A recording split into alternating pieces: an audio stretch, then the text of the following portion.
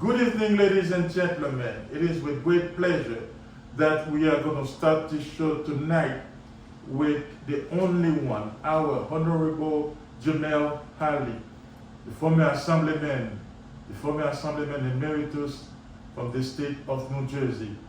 He has a bachelor degree from criminal justice from New Jersey City University. He has a master degree of public administration from King University.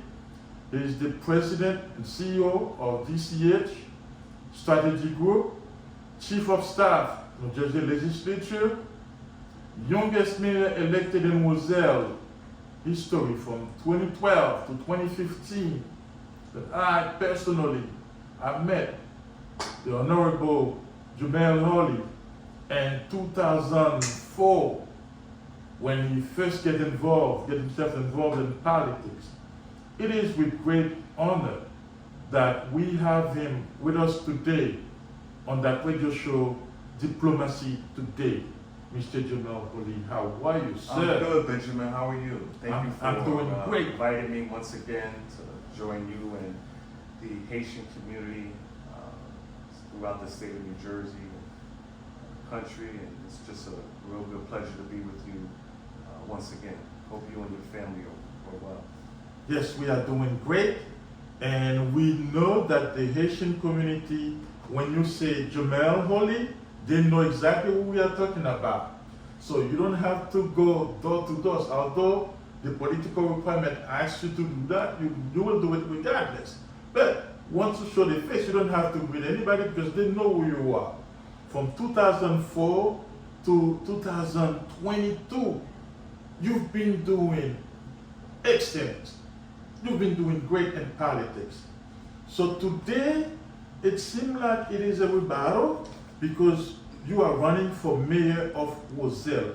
What are you trying to correct, Mr. Jamel? I think what I'm trying to correct is everything that has gone wrong since I was able to be elevated to the New Jersey General Assembly. And it just seems to, this is based upon my own views, my conversations that I've had with residents who live here in Roselle and those people who do observe the changes that have occurred in Roselle, and it has just drastically gone down. And when I say that, I don't ever want to be in a position to say that my community is bad. I was born and raised here, and my community is very important to me. Mm-hmm. And so what I mean going down is that a local government is not communicating very well with residents. But are they doing what they're supposed to do? Yeah, local government is not providing the services that they should be providing to Roselle residents. Local government is not performing at a level where it should be performing with our residents. And there's this journey that Roselle has taken since I left here was made that's gone left. Services have gone down, communication has gone down, the morale and the spirit of community has definitely gone down. And Benjamin, I think you've known me, as you mentioned, for a very long time. Our town is not as clean as what it used to be. And when you talk about the parks that we were able to recreate here and reconstruct, rehab, the parks are not clean. Forget about our streets, you know, the roads, the potholes, the care of our community as it relates to the infrastructure has gone down. And, you know, as services have gone down, taxes, you know, has found its way to creep up. And, you know, it's very funny at times when I look at some of the ads that my opponent puts out about a 0% tax increase over the last 2 years. Well, you know, we've been going through COVID the last 2 years. Government was shut down. Yeah. There weren't a lot of things that local government had to spend money on.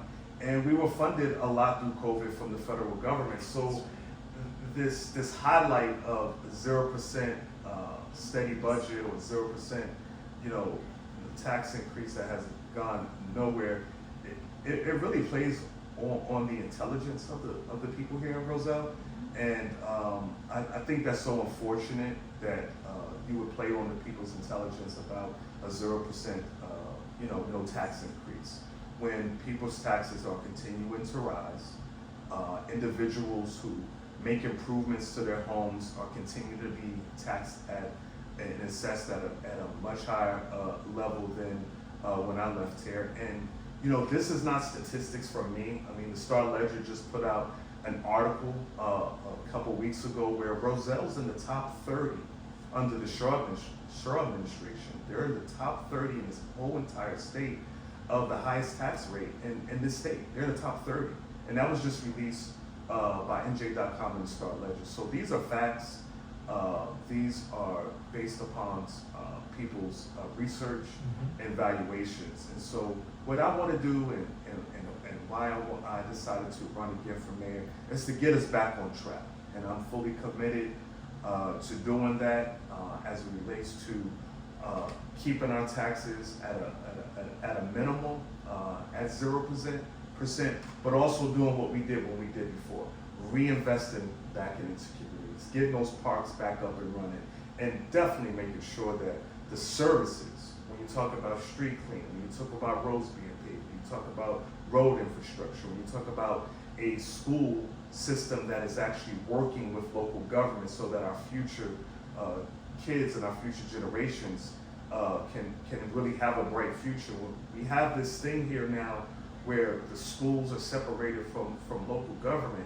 And while it is two separate entities, and I think everybody knows that it's two separate entities, we shouldn't treat it as such. We are one entity because we're one community. And the schools should be working with the local government, and the local government should be working with our public school system. We shouldn't have this, well, you deal with that over here, you deal with that over there. We're one community, we're very small, with 23,000 individuals here.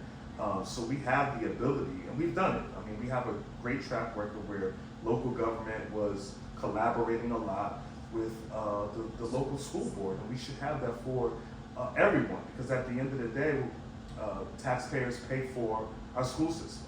And they have a say in how our schools are run, whether or not you have kids in the school district or not. I just think it's very important that we have that collaboration, because not only does it build community, it builds spirit, but I believe the best investment that we can ever make in this community is ensuring that our children have a future. Basically, you've been there, done that. You know the difference between what you did and what is going on right now. So it's not a question of coming back, but in my opinion, are you the better and smarter alternative for Roselle? Yeah, I do. I think based upon my experience that I've had as a mayor, and prior to that as a councilman, and having a wonderful opportunity and honor and privilege to serve in the legislature for 6.5 years, where I was able to provide and attain resources at the state level to give back to the hometown that I represented. And that was a wonderful experience for me. The legislature, I was able to achieve some many great things for Roselle. When we talk about the roads and the infrastructure, I was able to, not in just particularly for Roselle, but my district of Roselle, Elizabeth, and Union and Hillside, I mean, I was looking at over $1 billion in funding between grants for our roads, grants and infrastructure money for our infrastructure here in Roselle, our public school educational funding. In fact, I was one of the leading voices when school funding was cut under the Christie administration. I was one of the leading voices, along with Speaker Prieto, as a member of the legislature, to make sure that our state budget included the formula to make sure that we were giving back public educational school funding that was cut under Christie. And I fought very hard, worked very closely with the Speaker, Speaker Prieto from Hudson County, and we were able, until this day, public school education and its funding goes back to Roselle students in our Roselle public educational community.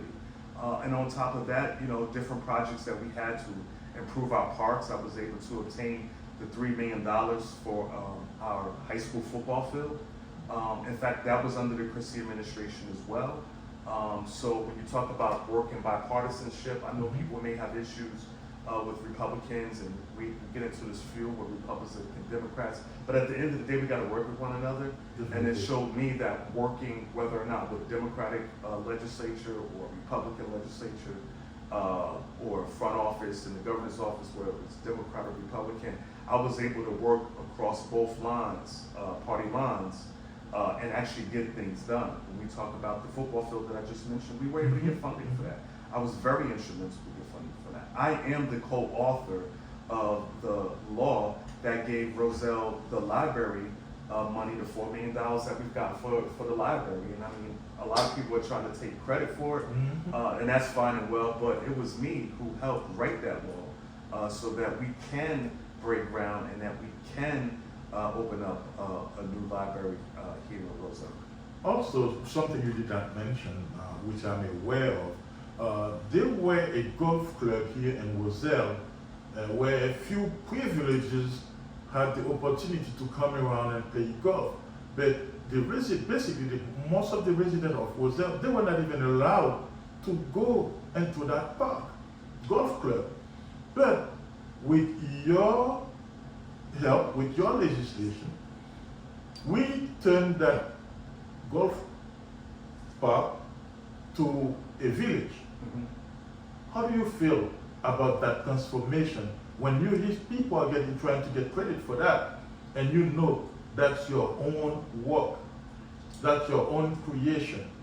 So you put that up. So how do you feel about that? There's a lot of false statements out there in the community as it relates to the park apartments. I hear things like, they've received a 100-year tax abatement, they don't have to pay taxes. I've heard rumors that, it was ultimately going to be a housing project that was going to house certain people. You hear all these myths, but here is the facts, okay? The facts is that the golf course, the park project on Raritan Road pays taxes, okay? At the end of the day, the community, were left with several options, okay? The Archdiocese wanted to build a cemetery here, okay? And I was opposed to building a cemetery on a 60-acre piece of land, because once it's attained by a nonprofit, then they don't have to pay taxes at all. The other approach was the County of Union. There was some conversations with us that they wanted to build a 60-acre park. And I was opposed to that because we share One Maple Park, which is a little bit more than 60 acres, but we share that with Elizabeth and Roselle. It's a county-run park, and it's right here in our community. And I didn't think that would be the best use of the 60 acres of the park apartments. And then there was another development that wanted to come and build high-rises to the tune of 10 stories here in Roselle, and I was opposed to that. So what we've done is we put a community group together, made up of citizens who lived in the area, who lived in parts of the town, who wanted to get involved, who wanted to kind of have a say in the park apartments. And we came up with a very luxury unit complex that can be used by people who also don't live in the park apartments. And we have a dog park there, we have a casual walking trail park where people can exercise. Even when I'm out and about and I go through the park complex, I see people who live, on West 9th Avenue or East 9th Avenue or other parts of the town who come and want to just walk their dogs. I tell people all the time, there's more dogs that live in the park apartments than it does human, and I say that with sincerity because it's like, it's pet friendly and people love dogs. There's been a savings as it relates to some of our wildlife, our trees, our infrastructure as it relates to our wildlife. So we were able to preserve a lot of that as well. They do pay taxes, to get back to the myths that they were here. They were giving an abatement, but it doesn't mean that they don't pay taxes. What it is that when they build particular phases of the project, that is then assessed on to the tax as opposed to taxing the entire land because there's nothing on it, and it goes in phases. So they were given an abatement as online apartments came on, as they completed phases, that those taxes would then be added on. But the park on day one paid and continues to pay the same amount of tax dollars that the golf course paid when the golf course was sold to the developers of the park. So I just want to reiterate and that on top of it, it's more beneficial for the community. it is more beneficial for the community because as phases come on, it's taxed at a rate and assessed at a rate so that the tax dollars that are derived goes back into the general fund so that we can use it for, general fund purposes. And so we were able to work out $1 million where they had a community impact fee because they do utilize our services as garbage and oftentimes police. So the park not only pays their tax based upon what we paid when the golf course was here, and as phases come on with concluded apartments, taxes are added on each and every time there's a phase that is done. But it pays no less than what the golf course did. But and also we get an extra $1 million for utilizing.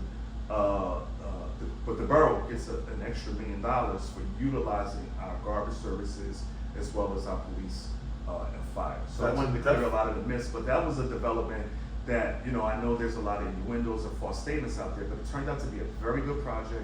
People who live there love to be there, and it's people who are from Roselle that have moved over from different areas of Roselle into the park, and also people we've been able to attract from New York and Jersey City, those senior citizens who are couples who want to live in a safe community. So the community's doing very well over there, but there's not been this no tax deal that I hear sometimes off the myths that are out there.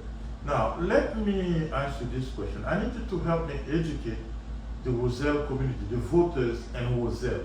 Help me educate them because I've been in Roselle since 2000. I've been in Roselle. And I was once a candidate.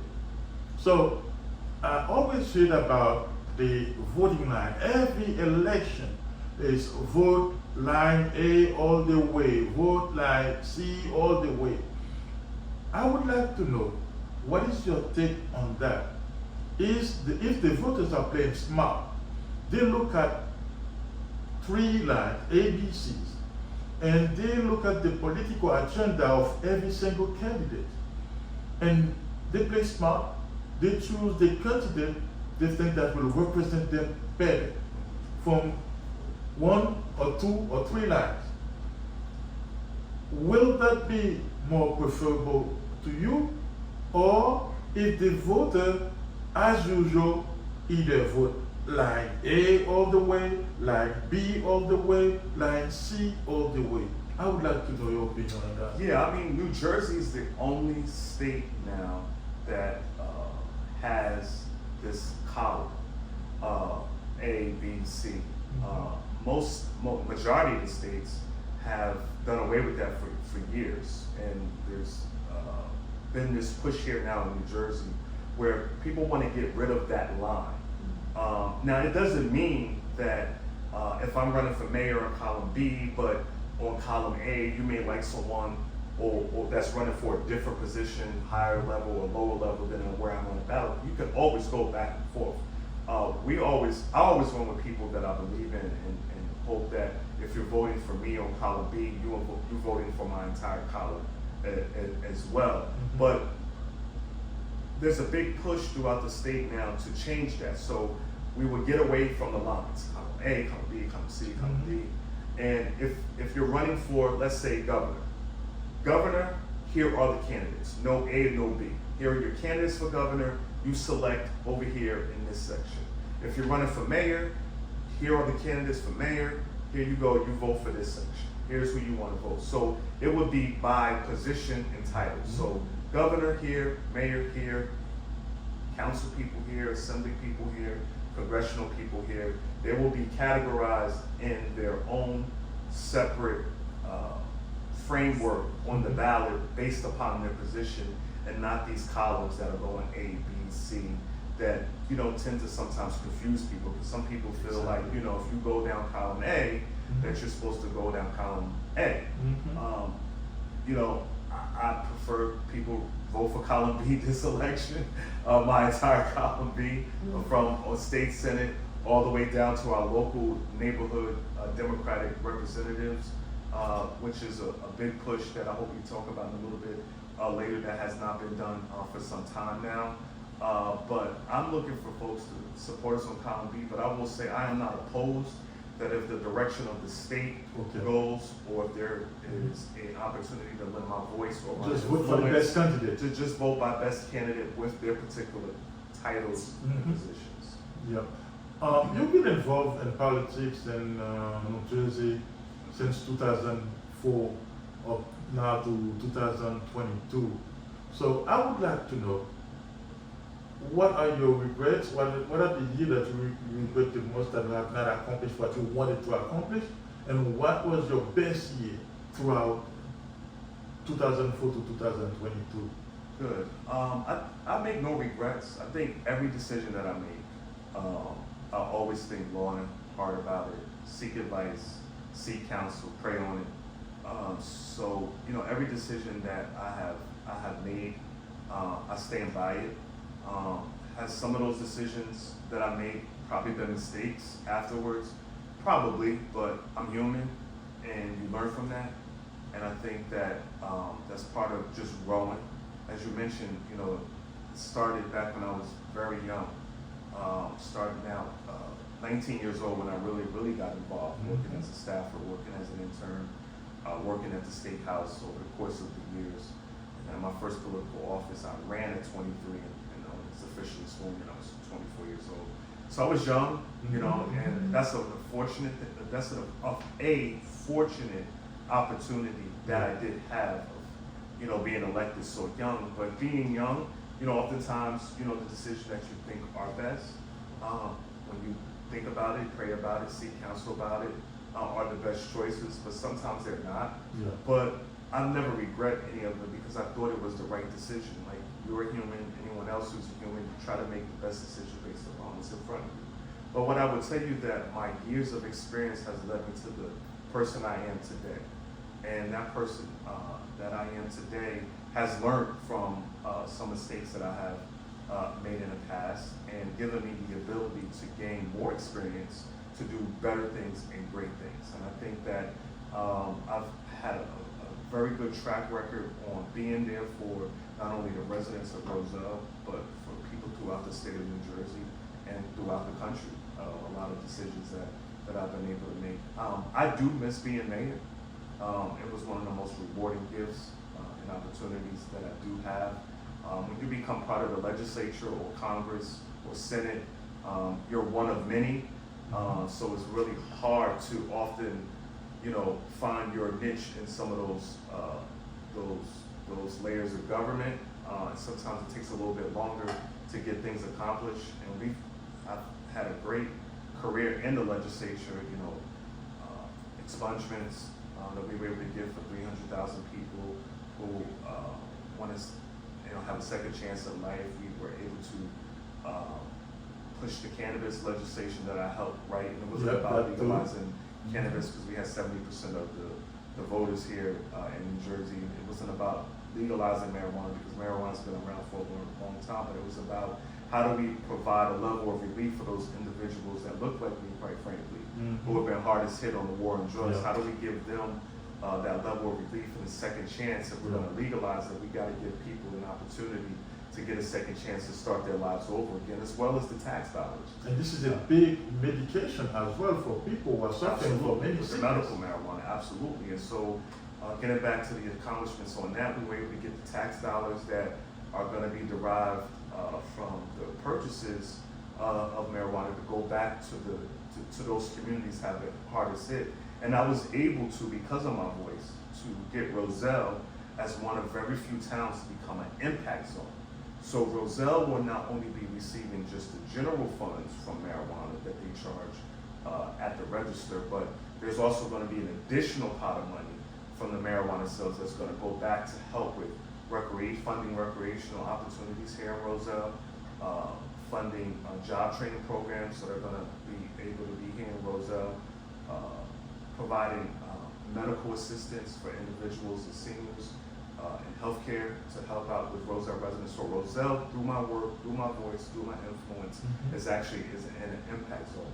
But also another accomplishment we were able to do as well is that, you know, African Americans, minorities, Spanish, Latino, women, disabled veterans, they're going to have a level playing field in obtaining licenses in the industry. It's not going to just be a bunch of rich people who come from out of state and come and try to set up shop. We set up a layer where individuals who are minorities or women, disabled veterans, who are able to obtain licenses as well. And I want to go back to what I mentioned to you before. It's an accomplishment that I had in the legislature was to also write and co-author the library grant bill that we were able now to break ground on the library, as well as, you know, give funding for our football field and give funding for our public schools. That was very important for us to get our public school educational funding that Governor Chris Christie had cut. It was very important, especially for small districts like Roselle, because we don't have a really massive tax base like big cities, you know, where they have business tax base, you know, 1 and 9 or Broad Street or, you know, those long highways of businesses. So we're very limited to how much we can tax here because we don't have a business industry. I hope to expand that and create that in Roselle. But a lot of the burden was coming from the taxpayers. So at times we had to go to taxpayers to fund our local schools. And I think that my voice and my influence in those rooms, understanding that as a former mayor, when I got to the legislature, these dollars help us if we can get state funding to go back to our local communities so that we're not continuing going after the everyday property tax owner here in our borough of Roselle. Now, the Roselle residents, they know about your agenda. They know who you are. They trusted you. So besides the trust, besides knowing what you can put on the table for them, what more do you have to do to really get them out to vote on June 6th so you will be the next mayor of Roselle again? I think that Roselle is fed up with the direction that this town is going into. And I think you hit a point on point when you said that I've spent all my young adult life fighting for Roselle, working for Roselle, giving back to my community that I was born, that I was raised, that I went through the public educational school system from kindergarten to 12th grade, living here, still living here, keeping a residency in Roselle, unlike, you know, other people who are running against me. I actually live here, and I'm a thoroughbred of Roselle here in Roselle. And so I think that all of my commitment that I've given to Roselle all these years, I don't think people are going to sit out in this election because they see what we were able to accomplish under the Holley administration the first time, the work I've done as a councilman, the work I've done as an assemblyman, and gaining all that experience that I have and all the resources now that my arm and ability is able to reach back out to across the state, across the country, to bring it back to Roselle. I think people are going to come out because what they see now versus what we've been able to do and what I have the ability to do now, they're not going to give up that opportunity. See, they know I'm committed to the job. They know I'm not here, you know, utilizing their tax dollars as my own checkbook to do frivolous things here that you are entrusted to as a mayor or as a council person. They know that I'm committed to making sure that communication overall, that they have a mayor that they actually see around town or can go knock on their door or know where to find me or catch me at a local spot here in Roselle. Like, I'm a familiar face because I'm out and about in the community. I don't just drive in to Roselle because I gotta just go to Borough Hall to make it look like I'm appearing and I'm working as the mayor. They know I'm around town because I live here, I'm invested here. And so I think that residents of Roselle are not going to sit out on this one. I think they are going to come out. I've laid out a plan. We're going to continue to lay out that plan over the next 3 weeks about our overall tax plan that's actually going to give money back to the residents. And that just doesn't mean property tax owners. This mayor that I'm running against, let the rent leveling board expire so that people who pay rent, landlords now have the ability to charge whatever rents they want after, their lease is up. And we're talking about high proportions, 10%. Sometimes I'm hearing some horror stories where, 10% rent increases, 15% rent increases, 5% rent increases. We're living in a day and time that we gotta have checks and balances on property taxes and on rentals. And so this mayor that my opposition actually allowed the rent leveling board that consisted of people throughout the community to make these decisions that if you are going for a rent increase, that you have to go in front of the board to get that approval. Right now, landlords in Roselle, New Jersey can charge whatever rent increase they want because, again, this mayor and his council failed and allowed the rent leveling board to expire. And so on communication, we're gonna communicate with our residents and not at the last minute. We don't need to put out events or programs that we put it out on Wednesday, but the program or the event starts, on Thursday. We gotta communicate with the residents so that they're informed. But most of the times you will find out if you communicate, you'll get a lot more participation from the residents. Some people may want to volunteer. Some people may have an extra idea, but if you don't communicate and there's a lack of communication, well, you fail. Everything fails. As it relates to our public safety, right now the police department and the fire department and our EMT are not even at the appropriate staffing levels. That's why when you see low-level crimes that are not being addressed, it's because the police department is focusing on a much more serious crime. But what happens if you do have a low crime that has unfortunately happened to you? You don't want to pick whether or not it's serious or not serious, because when it happens to you, it's serious. Exactly. And so we've allowed our police department, and no fault of their own, no fault of the police department, no fault of the fire department, no fault of our EMS. They've been actually asking for the resources to help protect us. It's just falling on deaf ears because you have a lack of leadership.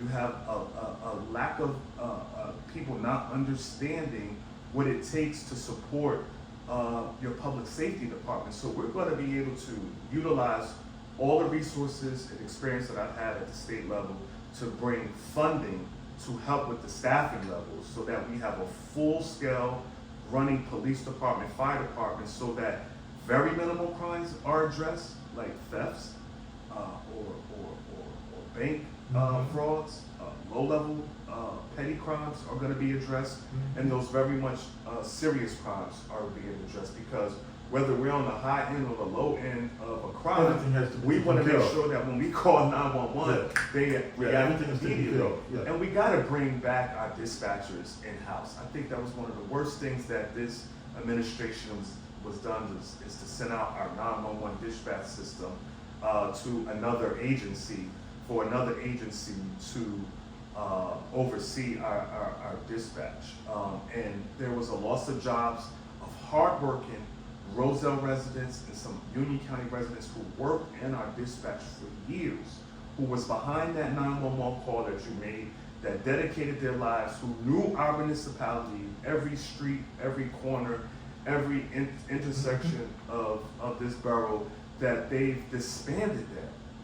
Lack of jobs, but to put our public safety in jeopardy, I think is a terrible This is as bad as it could be. That we made. And also, this collaboration with the Board of Education. Our students, and I can't press upon this enough, our students are our future. Never would in a million years that when I was in kindergarten going to Lincoln School and going to Grace Lordy School, that I would be the mayor of Roselle. May have thought about it, may have, said, hey, that would be great to, be something to someone later on in life, but I never thought I would be the mayor of the borough that I grew up in. Our children need that now more than ever, that influence. So there's gotta be this strong collaboration with local government and our school system, so that if that child doesn't want to be a mayor or doesn't want to be a doctor, whatever they set out to achieve, we have a model that's created so that our local government supports that, and our school board definitely has the resources to work with the local government to ensure that, as well as our teachers and our administrators, who a lot of them are Roselle residents, who are looking for opportunities, who want to participate in the school district, who want to work in the school district, who not only pay taxes here, but say, you know what, if I'm going to pay taxes here, I want to work here, but I want to see our children thrive too. It's a community. We're not a big city. We're not this big whole conglomerate where we have all these different factions that we are a borough. we're a borough, and it's so easy to attain good progress each and every day. If we Definitely, it's not that hard to do. We keep plugging at it. And lastly, I want to talk about is our recreational opportunities. That was my next question to you. When I was mayor, we created the Roselle Recreation Department. The current mayor, who is our mayor now, I appointed him to serve as the Recreation Department Director. You would think that the experience that I thought that he had based upon when I appointed him, that we would be thriving and excelling in recreational programs right now. In fact, we have less programs and less participation in our recreational programs than we've had before we even created the department, which just leaves me boggled that we're limiting kids in the summertime. Roselle kids, we're limiting them to one site. No places to go. No places to go. Thirdly, which is really mind-boggling, how do you deny a kid the opportunity to go to summer camp? When you limit it to 100 or 200 participants, we have thousands of kids in Roselle. Yep. So where is the 800 or 1,000 or 2,000 kids are gonna go? They have to go outside of the borough in the summertime when their parents live here, they live here, they can walk to a site. So let me get this right, Benjamin, because I think this is very important for whoever's listening in the radio world out there, is that the summer camp has been limited to one site. Wow. And limited to maybe 200 kids out of all the kids that we have here. When we have over 2,000 kids that are willing to participate in something in the summer. Correct. I personally, that gets me frustrated, and I keep asking this question: what are you going to do for the Generation Z? Because they are the one who's going to replace us. What is the alternative for these kids? Yeah, and it's not just summer camp, but we had a lot of programs throughout the year that worked with our families and provided programs for our families, provided our seniors. But everything's now been like restricted or temporary. And half of the community doesn't even know about some of the programs or activities that are going on, because the borough only puts out the information 2 and 3 and 4 days before the event happens. And so you are only left to see the events that are taking place after the fact. That's not what we should be doing. We're a small enough borough where, under my administration, and we have done this, we have a proven track record, and it's going to continue, is that we are going to, communicate more, but we're going to have much more programs and activities than what is currently going on right now. And we're going to make them permanent. And we're not going to tell a parent or a kid, oh, because you missed the deadline or we're capped at 200 participants, you can't participate in the summer program. Or if you live on the west side of town, you have to now travel over to the east side of town during the summer just to participate in one facility. We have Graceville Day School, we have L.V. Moore School, we have Washington School, we have Polk School, we have Harrison School, and we have a high school. We have six, and we have a KSA, St. Joseph. So we have a number of sites that, you know, when I was growing up, every site was available in the summertime for our kids. And if you are limiting that, I think you're limiting the growth of the children and families in our community.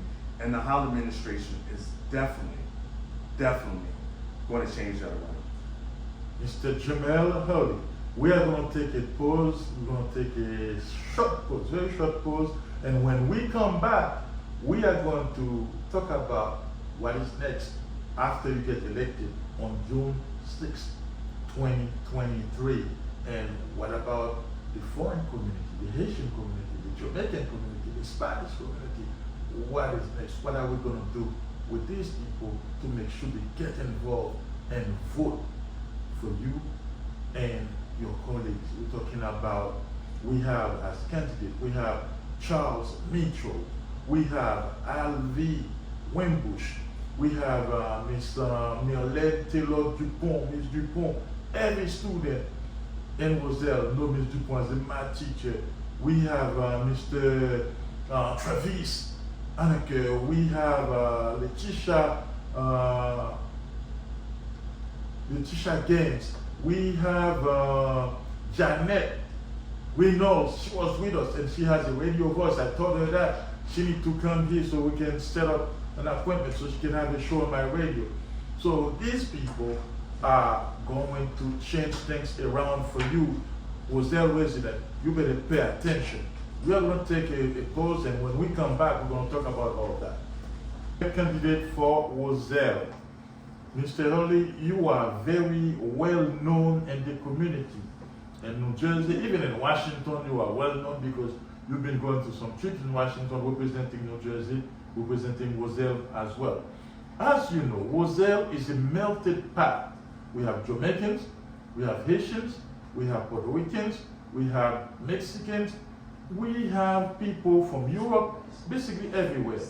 So, what is your relationship with the foreigners living in Roselle to make sure that you get in touch with them, they get involved in politics, so they vote, they get out and vote on June 6th. Tell us about your relationship with the foreigners in Roselle. My relationship with those particular communities are very well. Many people know that I was born and raised in this community, but we didn't have that diversity.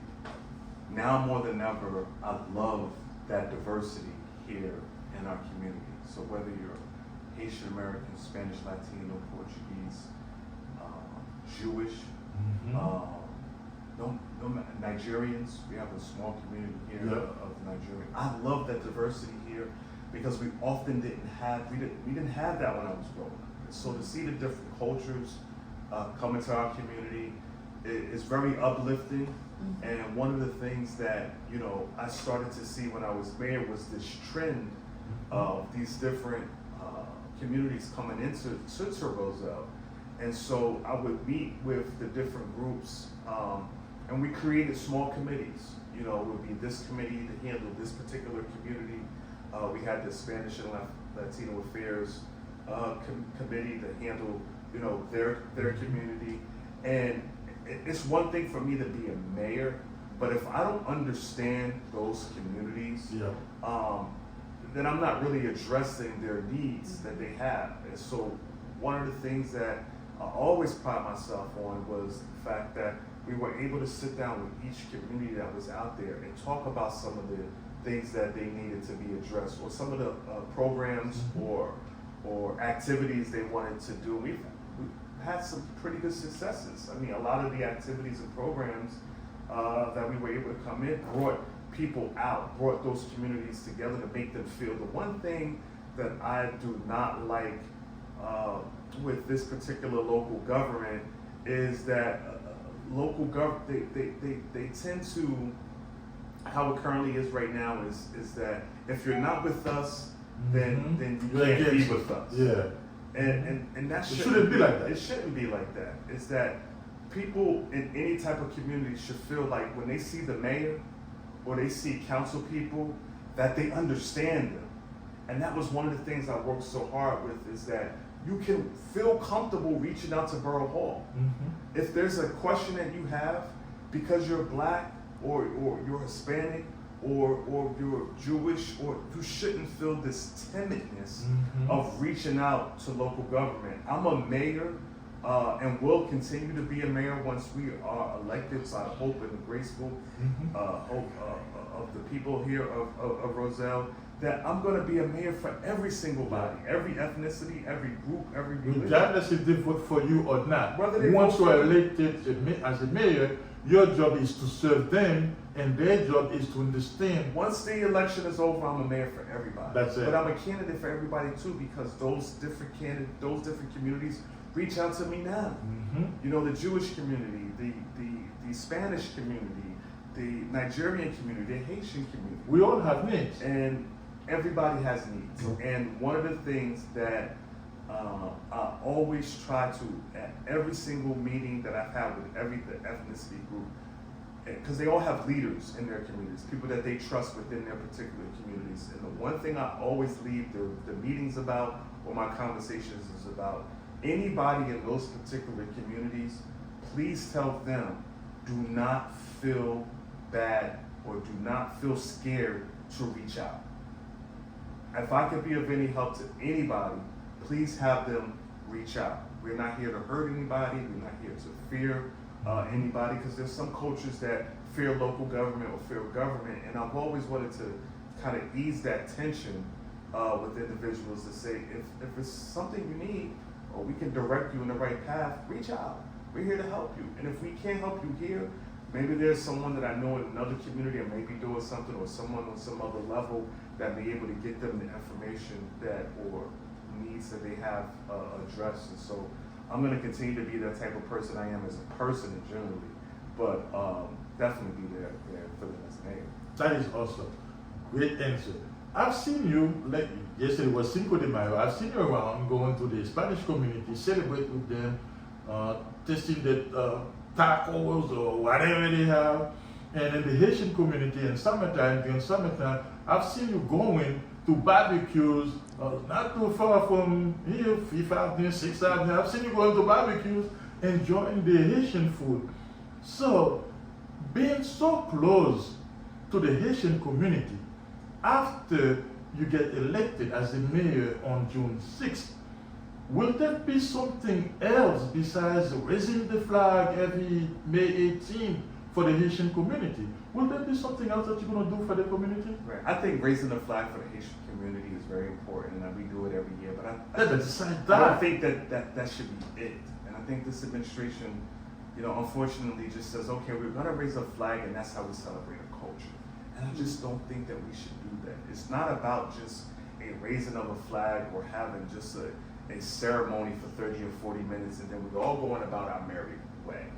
I think that when we have these types of flag raisings and when we have these types of programs and when we have these types of activities, that is marketed and disseminated to everyone in the community, because believe it or not, I'm an African American and you're Haitian, but at the end of the day, I may be an African American but want to participate in that activity, or have a child who I'm trying to teach the diversity and culture of our community and say, my child, is going to come to the Spanish flag raising of some sort, or come to the Haitian flag raising of some sort, or come to the autism flag raising of some sort. But when you have a lack, it goes back to what I was saying before. When you have a lack of communication that continually comes from this administration, there's going to be a lack of participation. And I think that how you build communities and how you build culture and community pride is that you invite everyone to participate. And it's not just about a flag raising in the program. That's not how you celebrate a culture. So as mayor, I will continue to do it that I've done in the past and will do, is that if we're going to raise a flag and have a celebration, everybody's going to be invited. Everybody's going to have the ability to participate. Every student in every school that wants to participate and be a part of it, along with their students, their teachers, and their parents that wants to participate, will have that ability to do that. I think that we've come to a point in Roselle, and the people know it because I hear it.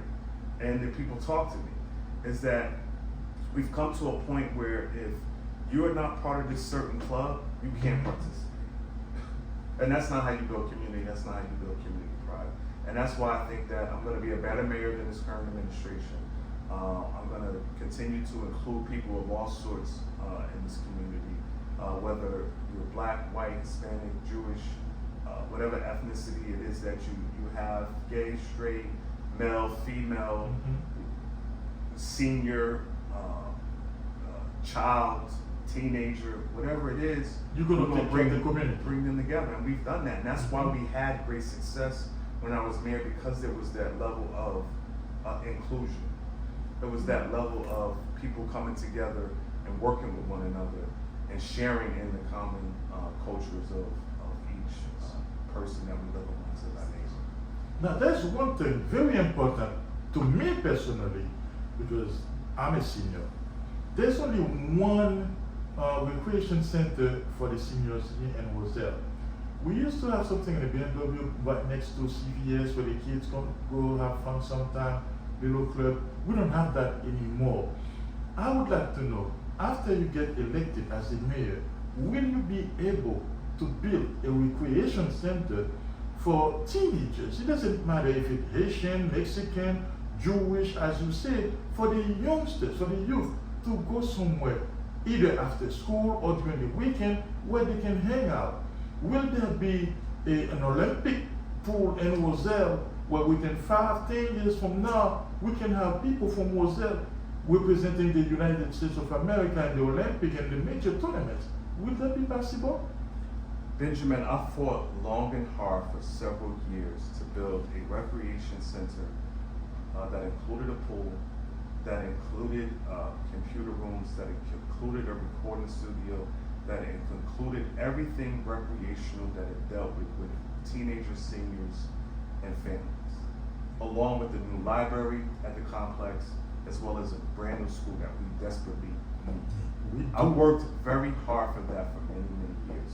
The current mayor was right along that ride with me as the recreation director, as well as my council colleagues, one of them who happened to be his wife. We fought very long and hard for that community center.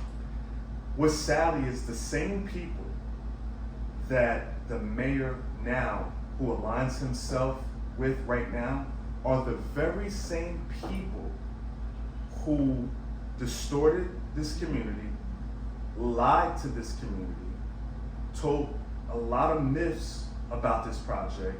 Same people that he's aligned with right now were the same individuals who's aligned with, or the same individuals who stopped this project, which is sad, because that project would have been done, completed, up and running, and our community would have had a recreation center as well as a new library and a school that they can have been proud of. If individuals disagree with my particular plan and proposal, fine. They never came with an alternative. No one ever said, okay, we think you should take this away, or we think you should downscale this, or we think that you should add this, or I was open to thoughts and ideas. We had a committee, we invited people to participate as community members, to be on the committee. This was well thought out. This was, very well able to be financed, but there was a lot of myths that we were raising taxes to $500 a quarter, which was untrue. But you had these same people going to the doors and lying about the real facts of the community center. And I didn't mind if people disagreed with my proposal. Fine, disagree with my proposal. We have no community center, we have no pool, we're the highest tax rate municipality, one of 30 in the state. And we don't even have a recreation center that our young people, our seniors, and our families can go to. So these same people lied to the people of Roselle to make them think that there was going to be this elaborate tax increase that was going to be given to them, which it wasn't. And the current mayor knows that now to this day, but he's aligned himself with those very same people. But guess what? In 2023, we still don't have a community center. I was able to co-author the law and provide the money for us to build a new library that's separate now from that site, because we wanted to make sure that we had a site that was inclusive of everything: educational, library, and athletic, activities and facilities to be on this particular site. And we still don't have a new school in 2023. So we're going back now, I would say 10 years now, 9 years now, eight, maybe between 8 and 10 years that I proposed this particular program, this project, and we still don't have nothing today. And the current mayor, who's aligned right now, are the same people who lied to the community about this major tax increase that was going to come to them. And oftentimes, I get a little frustrated with Roselle residents who feed into that type of belief. I was born and raised here. I have a commitment to this community. I have served this community. I've given my whole young adult life to serve this community, to make sure we grow and we prosper like every other municipality around us. When you look at all the other municipalities around us, everybody is growing. I can tell you that everybody around us has a community center. I can tell you that everybody around us has new schools that are being built. In Roselle, because of these little fiefdoms of people who are in these little leadership roles here, try to distort the residents and feed them lies for political gain in their own right, to gain power and respect in the community, and distort the residents of Roselle, don't have their best interests. That's why you don't have a community center. That's why young people have nowhere to go. That's why there's no new schools. Because they play this political game and this political system about who can be in control and who can have power and who can have this position. But when they get the influence and the power and the position, they don't do nothing with it. So you may have been against the project that I proposed, fine. I have no problem with that. It was well financed. The County of Union was going to finance it, and we would have paid a mortgage payment every year, like a person does to purchase a home. You make a mortgage payment either every month or every year. In this case, we would have paid every year a payment to pay for the sale for the project, for the mind and body complex. But you had these folks who wanted to just get me out of the way politically, so they utilized the scare tactic to say, "Oh, Jamel High is going to raise your taxes," and residents fell for it, knowing at the end of the day that I'm the one that was fighting for them to try to get them these new facilities. Okay, you got me out of the way. You may have won some elections over me at some point, but we still don't have a community center. Exactly. We still don't have a new school, and we still don't have. And we still need one. And you still need one. Yeah. So I'm all open to, okay, let's dust off our project if you want to.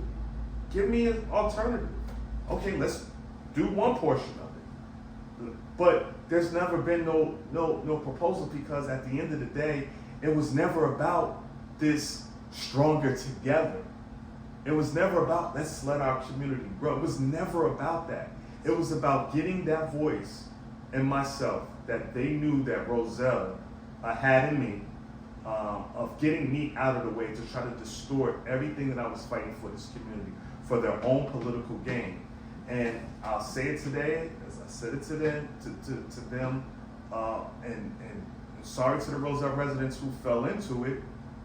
You still don't have no facility today. So what are we gonna do? Well, they're gonna have to wake up and smell their coffee and do the right thing. But one thing I will tell you, I know sometimes it happened even to me. Lies will take the elevator. They will get there faster. The truth will take the stairways. But when the truth gets there, the lies will vanish. The lies will disappear. I know you're not in office right now. You don't have the budget in hand. But once you get elected on June 6th, where do you see in the budget that there are holes that you can punch in and use those funds, waste funds, and use them toward that project to build that facility for the youth. Yeah, I mean, I had a better plan than them pulling out the money from the budget and put those booths. The county was going to finance the project. We had the county improvement authority and utilities authority at the county level funding the project through a TP3, which is a public-private partnership. They were financing the project. All Roselle did from the Board of Education budget and the municipal budget, those two entities would only make a payment every year for the next 30 years to fully pay for the project over the course of 20 to 30 years. So the money coming out of Roselle, it wasn't a big hit because the county was financing it. But because people wanted to listen to the lies and they use, some politicians get into the heart of people and they try to make scare tactics out of them. And people fall right into it. I did the best that I could, Benjamin. I laid it out to the community. I was very honest with the community. I told the community, we need this. Here's the plan. Let's roll with it, right? But you had these people who wanted to play on the intelligence of our taxpayers to silence me, to get me out of the way, and they still don't have this facility. So it wasn't about plugging holes or taking money from, this line item to feed this line item. There was an allotted portion every year in our budget from the school side, from the borough side, that would just pay a yearly mortgage payment for the next 20 to 30 years to pay for our mortgage payment for the project. But it was fully funded by the county and by the private developer who we went out and did all the project costs with. So this wasn't like it was going to be this enormous amount of money that was going to be taken from the Roselle residents because it was being financed by the county. The county was the mortgage company. They were funding the project. Mm-hmm. And all Roselle did every year out of our municipal budget and school budget, we just make a payment. Simple as that. Is there anything that you are afraid of that could take place between now and election day? So after you get elected on June 6th, that you will have to deal with? Is there anything that you are afraid that could take place between now and election day for those who are in government right now? Yeah, I'm very scared what's going on in Borough Hall, okay? We have a Department of Public Works superintendent who sued the borough. The last day was supposed to be in February. The borough settled with the DPW superintendent. As part of that settlement, the resolution, this is nothing that I made up, this was all part of the negotiations of the settlement agreement. The DPW sued the town, settled with the town, and had a resolution to end his employment with the town based upon his settlement. That was in February. To this day, the DPW superintendent is still working for the town. As of last week, the construction code official resigned.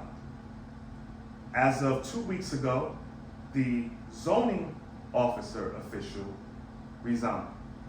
We have a temporary chief financial officer who is paid through on an hourly rate, who is not a appointed CFO permanent. So we have an acting temporary chief financial officer who is not working every single day in the borough, not looking over our funds every single day in the borough. So that's a temporary position, and that's a high-level position in our local government, right?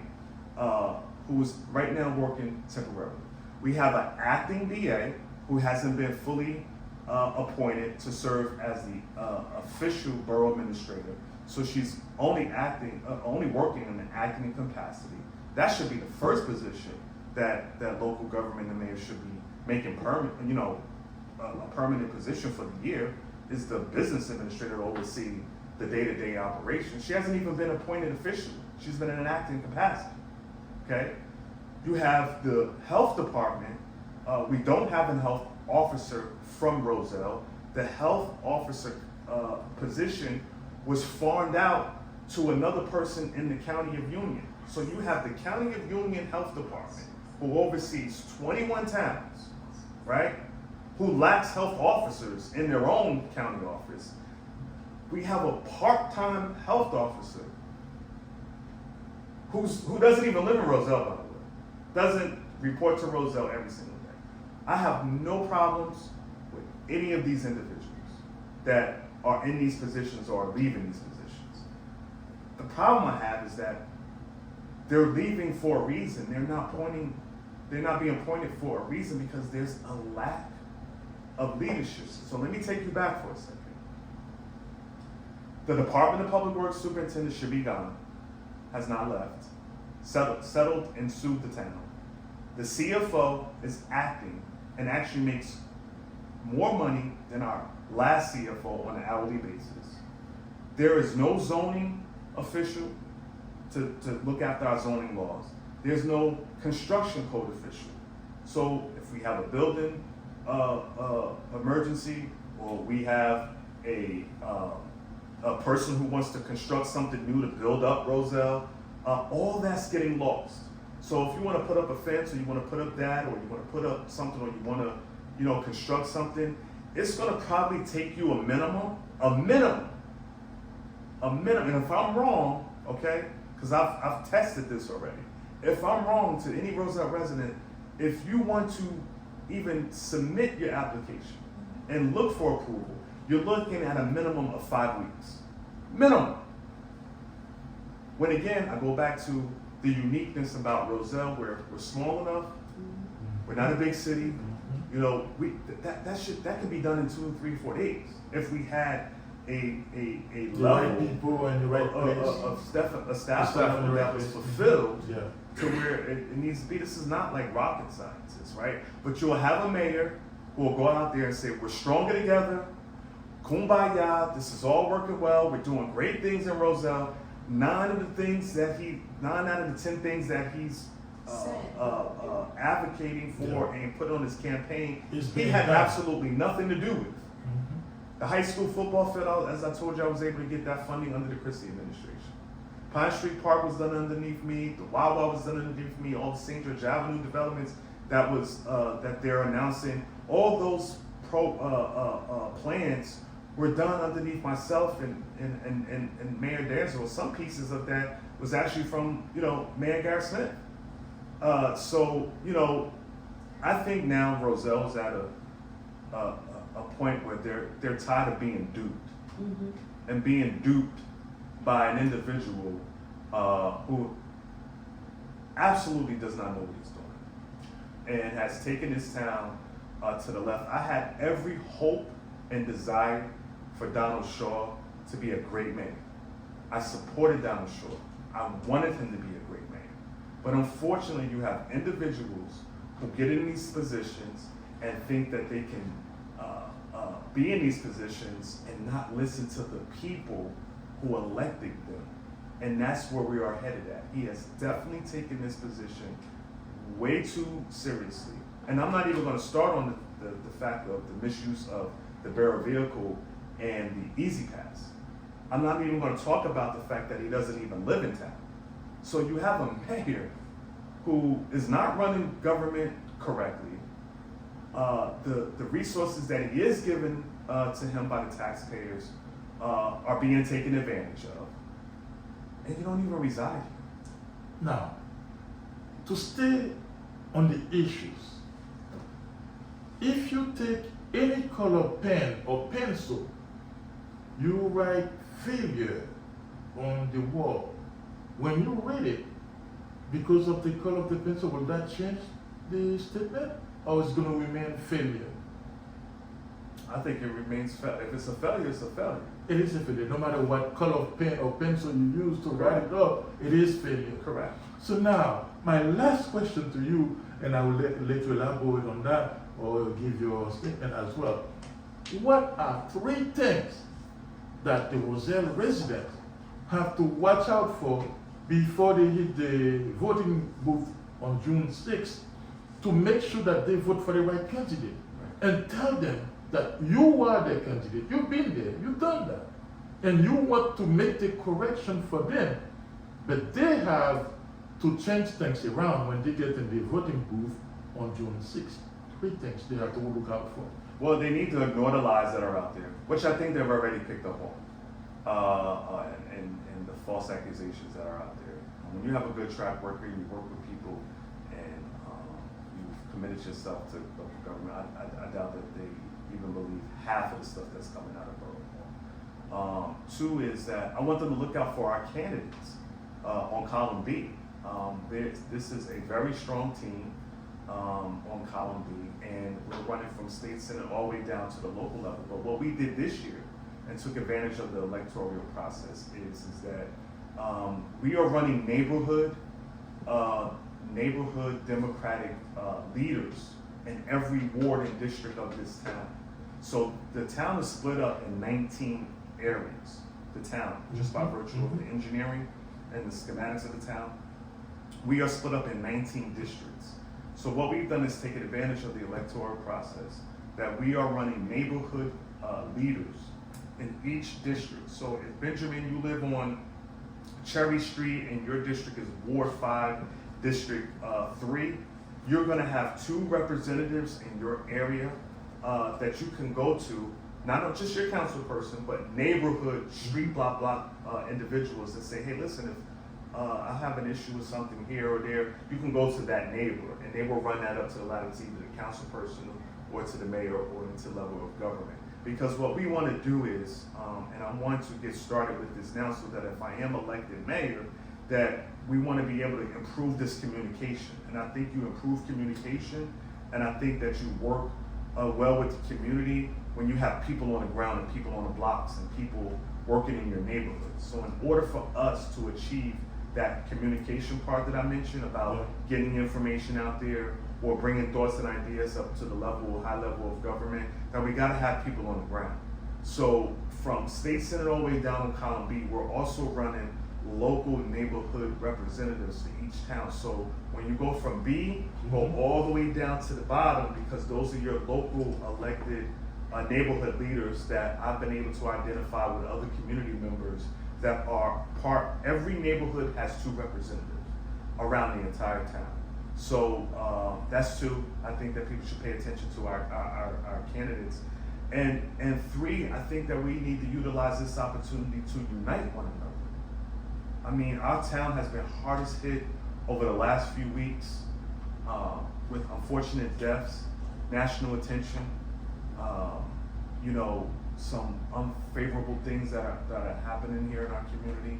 I think that elections, while we do have a choice, I think elections should be used as unifying people. And I would like for people to look out for unifying with that neighbor, unifying with that neighborhood block association that is out there to say, how can I help our community continue to grow or continue to get involved with how we build Roselle up. They have the leader. I'm more than willing to help out and raise our community to the potential that it needs to be. I have a proven track record. I have a commitment. I live here. I'm invested here. I want the best for Roselle, not about political position or a political party that I'm a part of. It's about, I am Roselle. And we need to make sure that we elect people who have that same kind of commitment and interest and investment into Roselle to help us reach our full potential. And I believe that I am a way better candidate. I believe that I have a plethora of experience, way better than my opponent. And more importantly, I am invested 110 times more than my opponent. Excellent point. Before we go, I would like for you to go over everybody that's on line B that is running, especially briefly talk about Cynthia Johnson, briefly, and then tell us when are you going to have the fundraisers, where are they going to be, how can people donate to your campaign to support what's going on. So don't wait for the election day to just come out and vote. So right now there will be early voting. When the early voting starts, where they can go to vote, if they have any issues, who should they contact, stuff like that. These are very important. We mentioned the issues. We know these people that are listening, they will come out and vote, but they need some details. Yeah, thank you. So on column B, which starts with State Senate. Our State Senate candidate on column B is Angela Alvey Wimbush. She's current Board of Ed member here in Roselle. Our two Assembly candidates is Marlene Dupont. She's running for the General Assembly. She's also educated here in our public school system, and she's running along with the other General Assembly position, Bishop Charles Mitchell Sr., who's a resident of Roselle on East 7th Avenue. For our Board of Commissioners, also on column B, is a young man by the name of Travis Amaker, who has a very extensive law enforcement background, and a young guy who is very energetic to serve the Roselle community, also a Roselle resident. We also have Ty Gaines, who's running for County Commissioner. County Commissioner, you can run countywide. She's also a resident of Linden, New Jersey, our neighbor next door. And then we have a longtime Roselle resident, Janet Reynolds, who's also running for County Commissioner. So that's our state and county column B running mates on that level. On the local level, I've been endorsed by Councilwoman Cynthia Johnson. She is in the 3rd Ward. She's been a fierce fighter for the residents of the 3rd Ward. Quite frankly, a lot of the residents of Roselle, she doesn't look at the 3rd Ward boundaries. She's a soldier. And she does not stop at the 3rd Ward. If you're in the 5th Ward and you need help, Cynthia Johnson is gonna help you. If you live in the 1st Ward and you need some assistance or a direction of something, or you lack something, she's gonna help you out. She doesn't just look beyond the 3rd Ward, but that should tell you something about her character, because each ward has a representative, and if residents in the 1st Ward or the 5th Ward or the 2nd Ward, she gets a lot of calls from the 2nd Ward. They're reaching out to the 3rd Ward councilwoman because they know she's gonna get the job done. They know that she's a fighter for them, and she's endorsed me, and she said, I'm gonna run with Jamel Holley, because she said we need a mayor who is going to be committed to improving this town. And so you have an incumbent councilwoman who's running on our slate in the 3rd Ward. And I go back to the recreational, lack of recreation here in town. Each one, the 6 council people, 5 wards, 1 at large. Each one of us will bring a different experience to the table. We lack experience right now in terms of our recreation push for services for our recreational opportunities. Stan Cunningham's the president of Pop Water, grew up in town, has family in town, has volunteered for a number of years on our recreational activities here in town. He's going to be that guy to bring us back to that culture of where recreation was a community pride activity.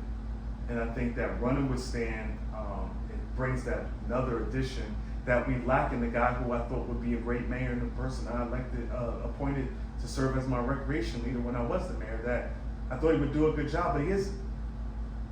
All the recreational opportunities have decreased and lowered themselves down to a standard from someone who I thought had the best interests in Roselle. Again, a mistake that I don't regret, but a mistake that I've learned, and a lesson learned, definitely will not make that mistake moving forward. You can visit us at Jamel Holley on social media, all our social media networks, Instagram, Facebook, Twitter, so many of them now. Social media. TikTok. Our handle is at YouTube. Jamel Holley, and our website for our plan and how you can contribute is holleyformayor.com. Okay.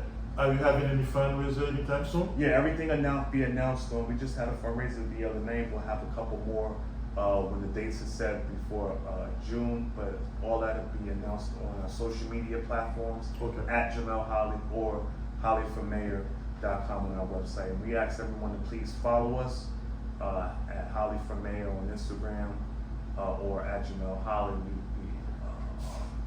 just going to be releasing our digital ad campaign coming up at the final weeks of this campaign, so you'll be seeing a lot of Jamel Holley ads and a lot of good community pride to get excited for this election. We don't look at this election as a sad time.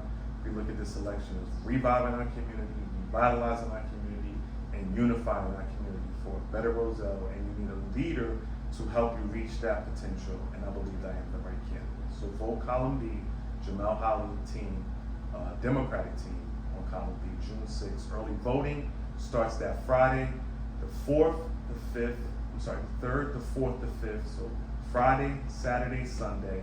Every registered voter in Roselle particularly can vote at the Anthony Amalfi Center on Schaefer Avenue, 1268 Schaefer Avenue, on early voting. So if you live in the 1st Ward, 2nd Ward, 3rd Ward, 4th Ward, 5th Ward, early voting, which is on Friday, Saturday, and Sunday, you go to that one location. On election day, you have to then report to your respective ward facilities to vote. 1st Ward, you go to Wainego Park Skating Rink. 2nd Ward, you go to Harrison School. 3rd Ward, you go to Abraham Clark High School. 4th Ward, you go to Washington School. And the 5th Ward, you go to the Anthony Amalfi Center. But anybody who is a registered voter in Roselle that wants to vote early, everyone goes that either that Friday, Saturday, or Sunday to one location at the Anthony Amalfi Community Center at 1268 Schaefer Avenue in Roselle. Mr. Benjamin, it's a pleasure to join you again to speak to the Haitian community. Please feel free to always invite me back, where you would get a clear-cut, very transparent, very honest conversation about who I am and what I want to continue to do, as I've always done for the last 20 years of my life, from one in particularly the community that I was born, raised, and live in, the borough of Roselle. Thank you for the opportunity. Mr. Jamel Holley, the pleasure is all mine to receive you, to have you on this plateau to talk about your agenda and motivate the Haitian community, everybody in Roselle, to come out and vote. That's the only way we can solve the problem. It's not from going out there, cursing people out, telling lies. It's just get out and take care of your business. On June 6th, behind the curtain, when you get on that voting booth, you have the power to change things around. No one will pressure you, but you know you have to do the right thing. Column B is the best column. Go forward. Thank you. Appreciate you. Hope you and Thank your you. family are well.